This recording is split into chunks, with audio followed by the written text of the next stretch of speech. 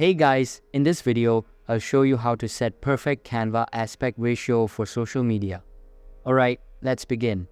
First, open any type of preferred browser on your PC and then access the canva.com website. Then, sign into your account and access the target project file. Once done, you'll be redirected to this editing canvas. Here, you just need to click on the resize feature in the top left corner and a drop-down menu will open up. Inside it, you will have a bunch of options to select from. In order to select social media ratio, access that specific menu and then choose from the available options. You can just navigate through the options and then click on the target one. Once done, click on the resize button and it will open up in a new tab after loading. So that's basically how you can set perfect Canva aspect ratio for social media.